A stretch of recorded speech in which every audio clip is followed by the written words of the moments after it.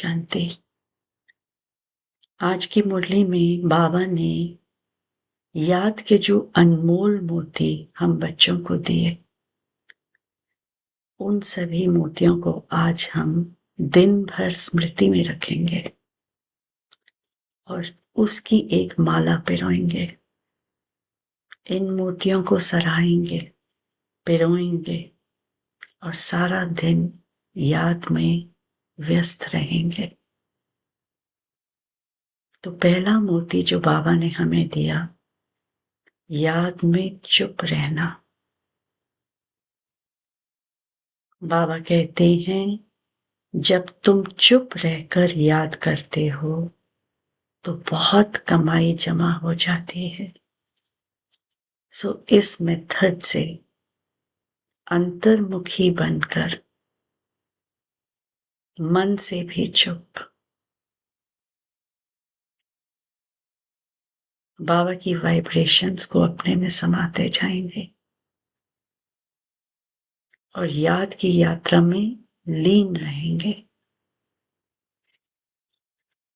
बाबा कहते हैं, पहली पहली सावधानी, बाप को याद करो और वर्षे को याद करो। मन मना भाव। बाबा ने कहा, ये सहज अक्षर है।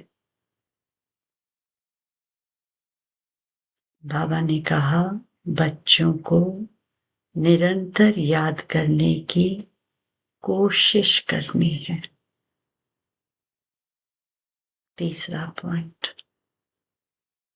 सिर्फ बाबा को ही याद करना है, किसी देहधारी के नाम रूप में नहीं फंसना है, नहीं मूंझना है। बाबा ने आज हमें हमारा फर्ज याद दिलाया, रूहानी बाप को याद करना है और इसी से हमारे विकर्म विनाश होंगे। बाबा कहते हैं, गृहस्थ व्यवहार में रहते मुझे याद करो और सबकी याद को छोड़ दो।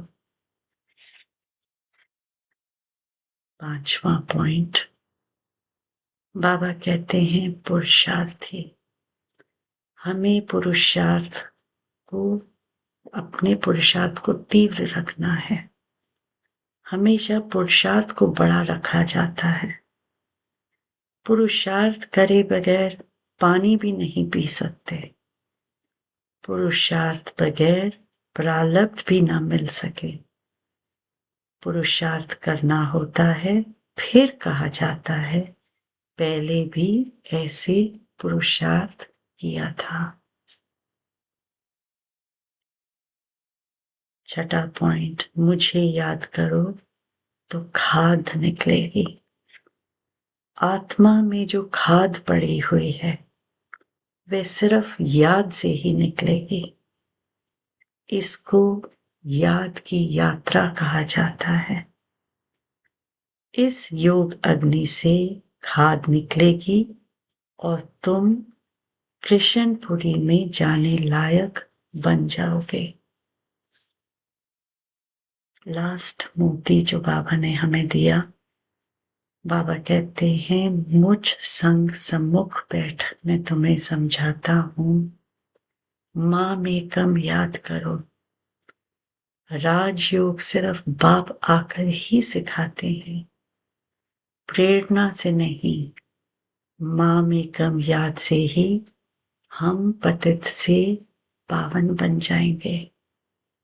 बाबा कहते हैं, सारा मदार याद याद और याद से ही है।